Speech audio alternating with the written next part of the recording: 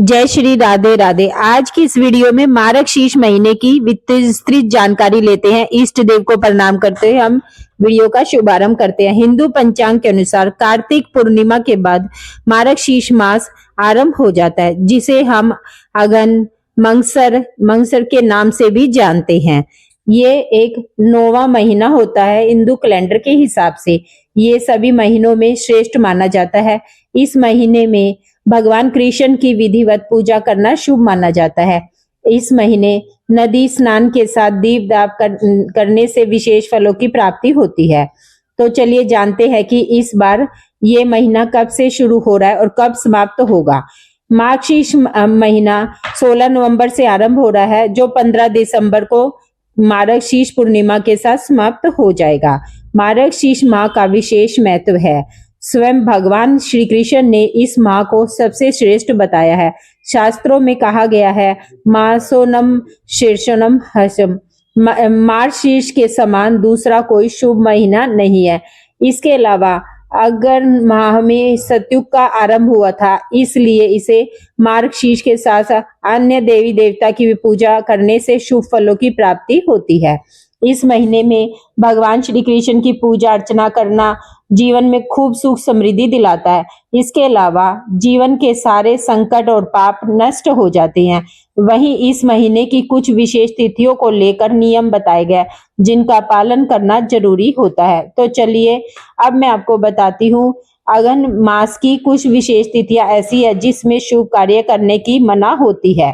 मार्गशीर्ष माह में पड़ने वाली सप्तमी और अष्टमी तिथि को मास शून्य तिथियां कहा गया। इस दिन कोई भी शुभ कार्य नहीं करना चाहिए और इन दो तिथियों में कोई भी शुभ कार्य किया जाता है तो धन और वंश की हानि हो सकती है।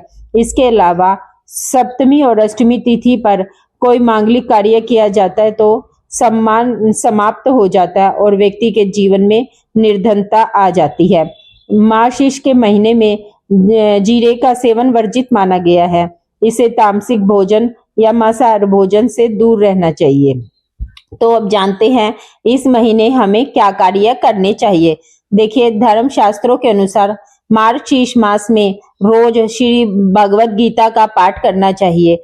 ओम नमो भगवते वासुदेवाय मंत्र का जप करना बहुत फलदायी होता है। जब भी संभव हो अगन मास में पवित्र नदियों में स्नान करना चाहिए। इससे सारे पाप नष्ट हो जाते हैं। इस महीने में गरीबों को भोजन करवाएं। अगर हो सके चांदी से बनी वस्तु का दान भी कर सकते हैं। मार्गशीर्ष मास में भगवान श्री कृष्ण के बाल स्वरूप की उपासना की जाती है। ओम नमो भगवते वासुदेवाय का जाप किया जाता है। साथ ही बाल कृष्ण को तुलसी, मोरपंख, माखन, मिश्री तथा मिठाई का भोग लगाया जाता है। अगन मास में शंख की पूजा करना बहुत ही शुभ माना गया है। अतः इस महीने तीर्थ का जल भरकर पूजा घर में स्थापित भगवान का अभिषेक करना चाहिए तथा उस जल को शंख में मंत्र बोलते हुए चारों दिशाओं में घुमाना चाहिए। बाद में ये जल अपने घर में छिड़कना चाहिए। शंख में मां लक्ष्मी का वास माना जाता है तथा श्री विष्णु इसे धारण करते हैं। अतः जल छिड़कने से घर में शुद्धि बढ़ती है, शांति आती है, क्लेश दूर होते हैं तथा मां लक्ष्मी जी का आशीर्वाद प्राप्त होता है। चलिए अब जानते हैं इस महीने के कौन कौन से व्रत और त्योहार पड़ेंगे।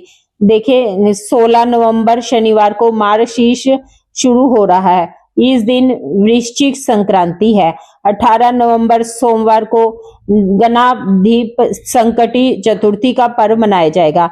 22 नवंबर को शुक्रवार है, काल भैरव जयंती मनाई जाएगी। मासिक कृष्ण जन्माष्टमी 26 तारीख को है। 26 नवंबर को उत्पन्ना एकादशी का पर्व मनाया जाएगा। 28 नवंबर को गुरुवार है, उस दिन प्रदोष व्रत रखा जाएगा।